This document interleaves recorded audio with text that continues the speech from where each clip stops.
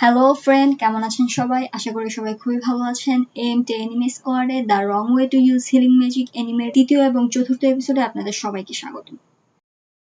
এই এপিসোডের শুরুতে আমরা ওসাতোকে দেখতে পাই, যেখানে রোজ তাকে জঙ্গলে ছুড়ে মেরেছিল, কিন্তু সে কোনো রকম হিলিং ম্যাজিক ব্যবহার করে এই যাত্রায় বেঁচে যায়। এরপর সে বলতে থাকে তাকে গ্র্যান্ড গ্রিজলি শিকার করতেই হবে। তারপর সে নিজের আত্মবিশ্বাস বাড়ানোর জন্য বলতে থাকে গ্র্যান্ড গ্রিজলি শিকার করা তার ট্রেনিং এর থেকে অনেক সহজ হবে। কথা বলতে না বলতেই তার পিছনে একটা গ্র্যান্ড গ্রিজলি এসে হাজির হয়, যা দেখে ওসাতো অনেক ভয় পেয়ে যায় এবং দৌড়াতে থাকে। গ্র্যান্ড গ্রিজলিটিও তার পিছু করে, কিন্তু একটু পর সে কিছুটা সাহস সঞ্চয় করে সেই গ্র্যান্ড গ্রিজলিটির সাথে ফাইট করতে প্রস্তুত হয়। কিন্তু ঠিক এমন সময় সেই গ্র্যান্ড গ্রিজলির পিছন থেকে আরো দুইটি ব্লু গ্রিজলি বের হয়ে আসে এবং ওসাতোর উপর অ্যাটাক করে দেয়। এদের তিনজনকে একসাথে দেখে ওসাতো ভয়ে চুপসে যায় আর উল্টো দিকে দৌড়তে দৌড়তে ওসাতো একটি উঁচু জায়গা থেকে নদীতে লাফ দেয়, যার ফলে গ্রিজলিগুলো আর তার পিছু করতে পারে না, আর ওসাতো সাথে নদী পার হয়ে যায়। এরপর সিন শিফট হয় আর আমরা ওসাতোকে দেখতে পাই সে রাতে থাকার জন্য একটি জায়গা ঠিক করে আর একটি গাছে ছুরি দিয়ে দাগ কেটে দিনের হিসাব রাখে।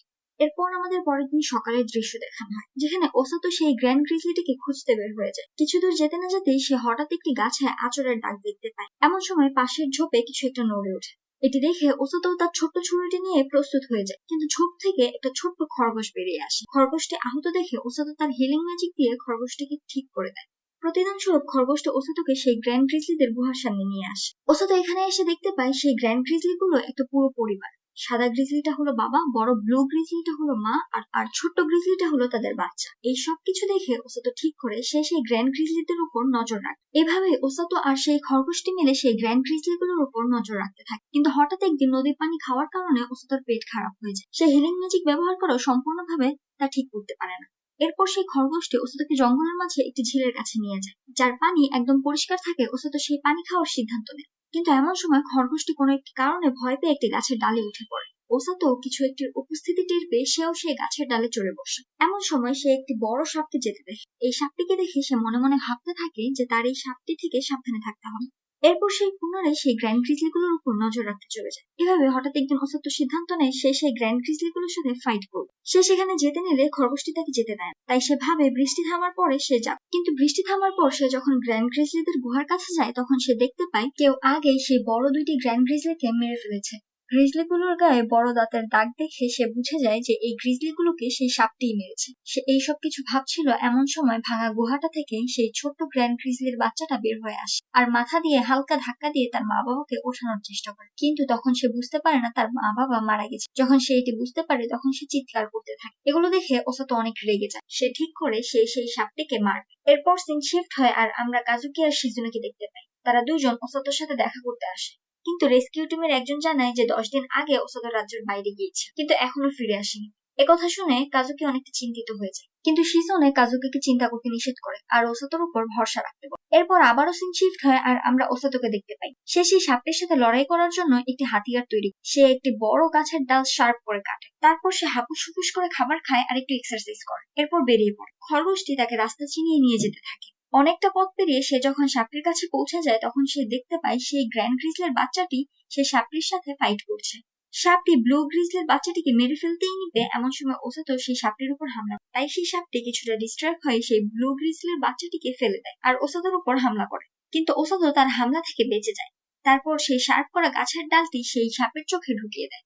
এতে করে সাপের দেখতে কিছুটা কষ্ট হয়, কিন্তু সাপটি তার লেজ দিয়ে বাড়ি দিয়ে ওসাতোকে দূরে সরিয়ে দেয়। কিন্তু ওসাতো হিলিং ম্যাজিক দিয়ে নিজেকে ঠিক করে নেয়। এরপর আবারও সেই সাপটির উপর অ্যাটাক করে, কিন্তু সাপটিও তার উপর অ্যাটাক করে আর ওসাতোর বাম হাতটি কামড়ে ধরে। কিন্তু ওসাতো হিলিং ম্যাজিক দিয়ে তার হাতটি ঠিক করার চেষ্টা করে। এদিকে ওসাতোর বাম হাতে সে একটি ছুরি ধরে রেখেছিল, তাই সাপটি যখন তার হাত কামড়ে ধরে তখন সে সাপের মুখে সেই ছুরিটা গেঁথে দেয়। তাই সাপটি তার হাত ছেড়ে দেয়, কিন্তু সাপটিও ছিল অনেক চালাক। কামড় দেওয়ার সময় সে ওসাতোর শরীরের ভিতরে বিষ ঢেলে দেয়। এদিকে ওসাতো নিজের ভিতরে থাকা বিষকে কিছুটা হিল করে আবার ফাইট করতে চলে যায়। এইবার বাচ্চা গ্রিজলিটা ওসাতোর সাথে মিলে সেই সাপটির উপর হামলা করে। এতে সাপটা কিছুটা ডিস্ট্রাক্ট হয়ে গেলে ওসাতো তার উপর অ্যাটাক করার চান্স পেয়েছে। ওসাতো কোনো রকমে তাকে মেরে মাটিতে ফেলে দেয়, কিন্তু এতে ওসাতো অনেক দুর্বল হয়ে পড়ে। তাই সে ক্লান্ত হয়ে মাটিতে শুয়ে পড়ে। তখন সেই গ্রিজলির বাচ্চাটি এসে তাকে আদর করতে থাকে। এমন সময় সেই সাপ জেগে ওঠে ওসাতো আর সেই গ্র্যান্ড গ্রিজলির বাচ্চাটির উপর হামলা করে। এই ব্যাপারটা দেখে ওসাতো অনেকটা ভয় পেয়ে যায় আর জোরে জোরে রোজকে গালি দিতে থাকে। ঠিক এমন সময় ক্যাপ্টেন রোজ এসে হাজির হয় আর এক স্ট্রাইকে সাপটিকে মেরে ফেলে। কিন্তু ওসাতো এতে অনেক অবাক হয়ে যায়, কারণ ক্যাপ্টেন রোজ কি করে তার লোকেশন জানে। তার এই প্রশ্নে রোজ উত্তর দেয় ওসাতোর সাথে থাকে সেই খরগোশটি ওসাতোর লোকেশন রোজকে জানিয়েছে। এখানে আমরা জানতে পারি এই খরগোশটি হলো রোজের পেট। এই খরগোশটির নাম হলো ক্রুট। বিগত দিনগুলোতে এই খরগোশটি ওসাতোর আশেপাশে ছিল, কারণ ওসাতোর কিছু হয়ে গেলে যেন সে রোজকে ওসাতোর সঠিক লোকেশন দিতে পারে। তো যাই হোক, এরপর রোজ ওসাতোকে জানায় এই সাপটি আসলে ডেভিলদের দলের একটি সৈন্য। 2 বছর আগে যুদ্ধে এই সাপটির সামনে পুরো একটি সৈন্যদল হেরে গিয়েছে, কিন্তু যুদ্ধের শেষ মুহূর্তে এই সাপটি এই জঙ্গলে এসে লুকিয়েছে। একথা শুনে ওসাতো অনেক রেগে যায় আর বলতে থাকে এত ভয়ানক একটা সাপের সাথে সে কেন তাকে একাই লড়াই করতে পাঠিয়েছে। যদি তার কিছু হয়ে যেত। এতে রোজ তাকে জানায় যে তাকে এখানে পাঠানোর উদ্দেশ্য গ্র্যান্ড গ্রিজলি শিকার করা কিংবা সাপের সাথে ফাইট করা। তাকে এখানে পাঠানোর উদ্দেশ্য হলো তার থেকে শক্তিশালী কারোর সাথে ব্যাটল এক্সপিরিয়েন্স দাও। একথা শুনে ওসাতো আরো রেগে যায়। তাই সেই ব্লু গ্রিজলির বাচ্চাটিও রোজের উপর রেগে অ্যাটাক করার প্রস্তুতি নেয়, কিন্তু ওসাতো তাকে আদর করে শান্ত করে। এরপর রোজ সেই ব্লু গ্রিজলির পিঠের উপর ওসাতোকে উঠিয়ে তাদের দুইজনকেই কাঁধে তুলে নেয়। ওসাতো কিছু বলতে নিলে রোজ তাকে মনে করিয়ে দেয় যে কিছুক্ষণ আগে সে রোজকে গালাগালি করেছে। একথা শুনে ওসাতো ভয় পেয়ে চুপ করে যায়। এরপর রোজ ওসাতোকে জানায় যে সে এই টেস্টে পাশ করেছে। জঙ্গল থেকে বের হওয়ার পর রোজ ওসাতোকে বলে যে খুব তাড়াতাড়ি ডেভিলরা এই রাজ্যে আক্রমণ করবে। এর পরের দৃশ্যে আমরা ডেভিলদের রাজাকে দেখতে পাই। সে তার সেনাপতিকে যুদ্ধের প্রস্তুতির ব্যাপারে জিজ্ঞাসা করে। সেনাপতি জানায় যুদ্ধের সব প্রস্তুতি শেষ হয়ে গেছে, এখন শুধু রাজার আদেশের অপেক্ষা। তার এই কথার মাধ্যমে এখানে 3য় এপিসোডটি শেষ হয়ে যায়। 4র্থ এপিসোডটি ঠিক সেখান থেকেই শুরু হয় যেখানে 3য় এপিসোডটি শেষ হয়েছিল। এখানে আমরা রোজকে বলতে শুনি কিছুদিনের মধ্যেই ডেভিলরা এই রাজ্যে আক্রমণ করবে। রোজ ওসাতোকে বলে যে যুদ্ধে ওসাতো রোজের সাথে একদম প্রথম সারির দিকে থাকবে আহত লোকদের ঠিক করার জন্য। এখানে আমরা জানতে পারি রোজ আর ওসাতো ছাড়াও এই টিমে আরো 2জন হিলার আছে। বর্তমানে তারা 2জন অন্য জায়গায় কাজ করছে। রোজের কথা শুনে ওসাতো কিছুটা চিন্তিত হয়ে পড়ে। এরপর সিন শিফট হয় আর আমাদেরকে ডেভিলদের রাজ দরবার দেখানো হয়। সেখানে গত এপিসোডে দেখানো সেই মেয়ে ডেভিলটি রাজাকে জানায় যে তারা যুদ্ধের জন্য একদম প্রস্তুত। তার এই কথা শুনে রাজা অনেক খুশি হয়। এরপর আমরা সেই মেয়ে ডেমনটিকে রাজ দরবারের বাইরে দেখতে পাই। সেখানে একজন লোক এসে মেয়েটিকে খোঁচা দিয়ে বলে সে রাজার সাথে কথা বলার সময় ভয় পেয়েছিল কিনা, কিন্তু মেয়েটি তাকে কোনো পাত্তা না দিয়ে নিজের কাজ করতে বলে সেখান থেকে চলে যেতে নেয়। তখন সেই লোকটি বলে সে একটা নতুন ডেমন তৈরি করছে। এখানে আমরা জানতে পারি এই লোকটি হলো ডেমনদের সায়েন্টিস্ট। এর পরের দৃশ্যে আমরা সেই লোকটির তৈরি করার ডেমনটিকে দেখতে পাই, যেটি ছিল গত এপিসোডে জঙ্গলের সেই বিরাট সাপটির মতো। সেই সাপটি নিয়ে গর্ব করে নানান কথা বলতে থাকে। তার এই কথা শুনে মেয়েটি তো খুশি হয়ই না, বরং তাকে খোঁচা দিয়ে বলে আগের বারের সাপটি নিয়েও সে এরকমই বলেছিল, কিন্তু যুদ্ধের সময় সেই সাপটি পালিয়ে গিয়েছিল। কিন্তু সেই ডেমন সায়েন্টিস্টটি বলে এই সাপটি আগেরটির থেকে অনেক বেশি শক্তিশালী। তারপর তারা রোজ আর তার টিমের ব্যাপারে কথা বলে। এখানে আমরা জানতে পারি তারা রোজদের বিরুদ্ধে লড়াই করার জন্য ব্ল্যাক নাইট নামের একটি নাইট ঠিক করে রেখেছে। এর পরের দৃশ্যে আমরা ওসাতোকে দেখতে পাই। সে সেই ব্লু গ্রিজলির বাচ্চাটিকে ঘুম থেকে উঠিয়ে খাবার খেতে দেয়। সেই গ্রিজলির বাচ্চাটির নাম রেখেছিল ব্লুরিন। এমন সময় ক্যাপ্টেন রোজের পেট কুকুরও সেখানে চলে আসে। সে এসে ওসাতোর সাথে খাতির করতেন, কিন্তু ওসাতো জঙ্গলের ব্যাপারটি নিয়ে রেগে থাকায় সে তাকে খাবার দিতে চায় না। কিন্তু খরগোশটি ওসাতোর পায়ের কাছে এসে মাথা ঘষতে থাকে। এতে ওসাতোর রাগও ভেঙে যায় আর সে তাকে একটি ফল দিয়ে দেয়। এমন সময় ক্যাপ্টেন রোজ আসে আর ওসাতোকে জানায় যে রাজা এই গ্রিজলি রাখার অনুমতি তাকে দিয়ে দিয়েছে। রোজ আরো জানায় গ্রিজলিটি যদি এখানে থাকতে চায় তাহলে তাকে সবার সাথে কাজ করতে হবে। এর পরের দৃশ্যে আমরা ওসাতোকে দেখতে পাই। রোজ তার পিঠে ব্লুরিনকে উঠিয়ে দৌড়াতে বলে। ওসাতো এর কারণ জানতে চাইলে সে তাকে বলে এটি তার ট্রেনিং এরই একটি অংশ। সে ব্লুরিনকে একজন আহত সৈনিক ভাবতে বলে যাকে তার বাঁচাতে হবে। একথা বলে সে ওসাতোকে দৌড়াতে বলে। তাই ওসাতো ব্লুরিনকে কাঁধে নিয়ে দৌড়াতে থাকে, কিন্তু রাস্তার মাঝে মাঝে টিমের অন্যান্য সদস্যরা ওসাতোর উপর হামলা করে। ওসাতো তাদের হামলা ডজ করে আর তাদেরকে জিজ্ঞাসা করে তারা তার উপর হামলা কেন করছে। তো তারা জানায় রোজ তাদেরকে এমনটা করতে বলেছে। আসলে রোজ তাকে যুদ্ধের পরিস্থিতি সম্পর্কে একটু ধারণা দিতে চাইছিল।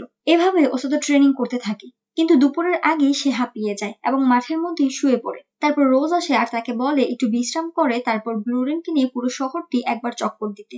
এর পরের দৃশ্যে আমরা ওসাতোকে ব্লুরিনকে পিঠে নিয়ে শহরের মধ্যে দৌড়াতে দেখি। ওসাতো ভাবে সবাই হয়তো ব্লুরিনকে দেখে ভয় পাবে, কিন্তু কেউ ব্লুরিনকে দেখে ভয় পায় না। এটা দেখে ওসাতো খানিকটা অবাক হয়। তারপর ওসাতো একটু দোকানের সামনে দিয়ে যেতে নিলে ব্লুরিন তাকে থামায়। ওসাতো সেই দোকানে ব্লুরিনের ফেভারিট ফলগুলো দেখতে পায়, তাই সে সেই দোকানে যায় আর সেই ফলগুলোর নাম জিজ্ঞাসা করে। তো সেই দোকানি তাকে বলে এই ফলগুলোর নাম হলো পেপেলস। এই ফলটি এই রাজ্যের সবচেয়ে বিখ্যাত ফল। ওসাতো তার কাছে আরো জানতে চায় তারা কেউ ব্লুরিনকে দেখে ভয় পাচ্ছে না কেন। তখন সেই মহিলাটি জানে ওসাতোর পোশাক দেখে তারা বুঝতে পেরেছে ওসাতো রেস্কিউ টিমের একজন মেম্বার। তাই তারা কেউ ওসাতো বা ব্লুরিনকে দেখে ভয় পাচ্ছে না, কারণ তারা আগেও রেস্কিউ টিমের অনেক মেম্বারকে এভাবে শহরের মধ্যে দৌড়াতে দেখেছে। ওসাতো সেখান থেকে যেতে নিলে মহিলাটি তাকে একটি ফল দিয়ে দেয়। ওসাতো সেখান থেকে যাওয়ার পর সেখানে একটি মেয়ে আসে আর ওসাতো সম্পর্কে জিজ্ঞাসা করে। এর পরের দৃশ্যে আমরা ওসাতোকে দৌড়াতে দেখতে পাই, কিন্তু তার পিছনে একজন দৌড়াতে দৌড়াতে ওসাতোকে ডাকতে থাকে, কিন্তু ওসাতো তার কথা শুনতে পায় না, তাই সে তার মতো চলতে থাকে। এমন সময় সেই ছেলেটি রাস্তায় পড়ে যায়। তাই ওসাতো তাকে সাহায্য করার জন্য এগিয়ে আসে। তারপর ওসাতো তাকে হিল করে। এখানে আমরা জানতে পারি এই ছেলেটিও রেস্কিউ টিমেরই একজন মেম্বার। সেও ওসাতোর মতো একজন হিলার। এখানে সে তার নাম বলে ওর্গা ফ্লাওয়ার। এখানে আমরা জানতে পারি ক্যাপ্টেন রোজ যেই দুইজনের হিলারের কথা বলেছিল সে আর তার ছোট বোনই হলো সেই হিলার। এখানে আমরা আরো জানতে পারি তারা দুইজনেই মিলে এই শহরে একটি ক্লিনিক চালায়। তারা বিভিন্ন ব্যাপারে কথা বলে, এরপর তারা একে অপরকে বিদায় জানায়। ওসাতো এখান থেকে যাওয়ার পর ওর্গার ছোট বোন সেখানে আসে, আর সে একা একা বের হওয়ার জন্য ওর্গার উপরে রাগারাগি করে। এরপর দৃশ্য পরিবর্তন হয় আর আমাদেরকে দেখানো হয় ওসাতো রাজপ্রাসাদে শিজুনে আর কাজুকির সাথে দেখা করতে গিয়েছে।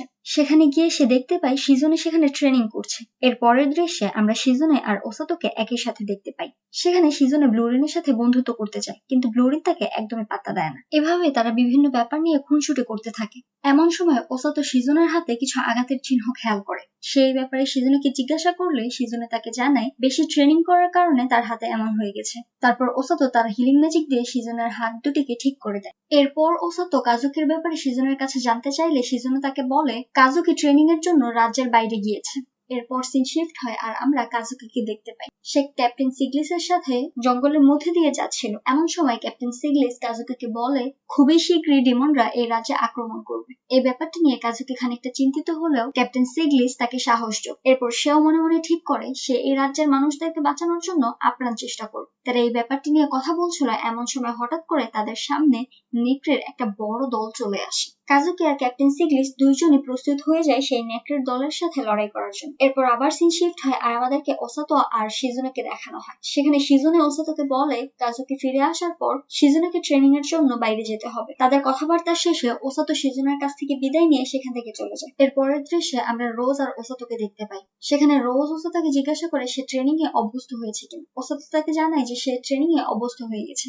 এরপর ওসাতো তাকে বলে যে সে যুদ্ধের সময় কোনো মানুষকে মারতে পারবে না, কিন্তু সে কাজুকি আর শিজুনেকে সাহায্য করতে চায়। সে চায় না যে যুদ্ধের মাঠে কেউ প্রাণ হারায়। তার এই কথা শুনে ক্যাপ্টেন রোজ বলে সে এই ব্যাপারটি আগে থেকেই জানতো। ওসাতো তার কথা শুনে খানিকটা অবাক হয়, কিন্তু ক্যাপ্টেন রোজ ওসাতোর এই সিদ্ধান্তে কিছুটা খুশি হয়। রোজ তাকে বলে তারা অবশ্যই ব্যাটলফিল্ডের প্রত্যেকটা আহত ব্যক্তিকে সাহায্য করবে, আর এই যুদ্ধে তারাই জিতবে। রোজের এই কথা শুনে ওসাতো খানিকটা ইমোশনাল হয়ে যায়। এখানে আমরা দেখতে পাই রেস্কিউ টিমের অন্যান্য মেম্বাররা রোজ আর ওসাতোর কথা লুকিয়ে লুকিয়ে শুনছিল, কিন্তু রোজ তাদেরকে দেখে ফেলে। এরপর আমাদের পরের দিন সকালের দৃশ্য দেখানো হয়। সেখানে রোজ ওসাতোকে ডেকে তুলে আর বলে রাজা তাকে শিজুনের সাথে ট্রেনিং এ যেতে বলেছে। এই কথা শুনে ওসাতো খানিকটা অবাক হয়। এরপর সিন শিফট হয় আর আমাদেরকে শিজুনেকে দেখানো হয়। সে ট্রেনিং এর জন্য একদম প্রস্তুত হয়ে নেয়। আর এখানেই চতুর্থ এপিসোডটি শেষ হয়ে যায়। তো গাইস, আজকে এই পর্যন্তই। সবাই ভালো থাকবেন, সুস্থ থাকবেন, দেখা হবে নেক্সট এপিসোড।